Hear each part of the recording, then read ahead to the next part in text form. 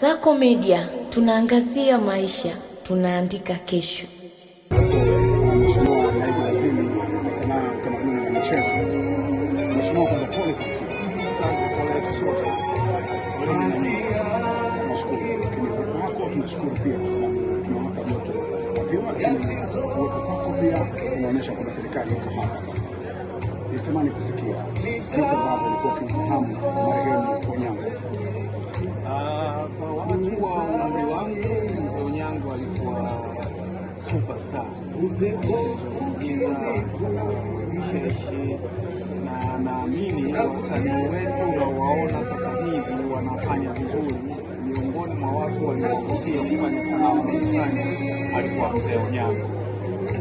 Mzee Onyango alikuwa anaigiza vizuri kiasi kwamba hata unaposikia msiba wake, idadi ya watu wanaouliza kwamba waamini kwamba mzee hakuwa Mkenya kwa ile lafudhi ya Kilugha alikuwa anaifanya ni wachache, ambayo inaonyesha jinsi ambavyo alifanikiwa kama msanii.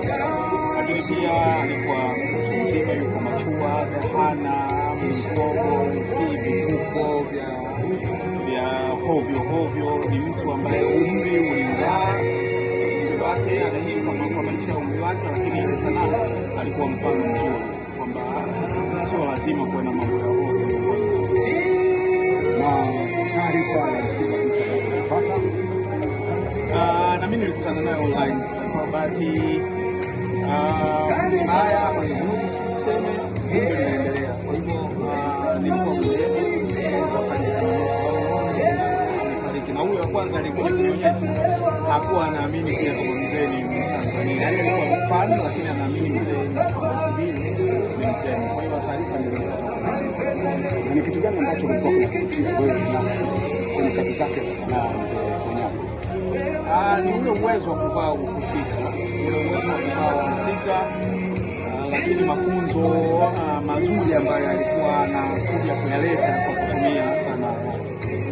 Ni kitu gani ambacho wasanii wanatakiwa kujifunza na kukichukua kama alama kuiacha kwenye tasnia ya filamu nchini Tanzania? Kwa sababu tunaona jinsi ambavyo wamedumu kwenye tasnia kwa muda mrefu, ana skendo, kazi nzuri ndio ambayo inaongea na watu wengi wamempenda kwa kazi yake, na tofauti na watu wengine ambao wanataka kufanya kiki na vitu visivyo vya utamaduni wetu wa Tanzania ili kujipaisha jamii.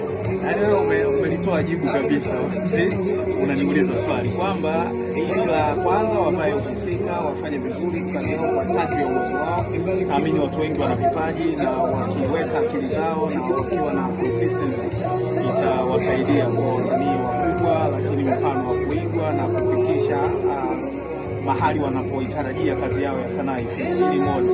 Lakini la pili, kujilinda, kuwa machua, kwamba kazi ya sanaa ni kazi kama kazi nyingine, haihitaji makando mengi, haihitaji maskendo ili kuweza kufanya msanii mkubwa. Unaweza kuifanya lakini ukawa mtu wa familia, mtu unayeheshimu. Kasako Media, tunaangazia maisha, tunaandika kesho.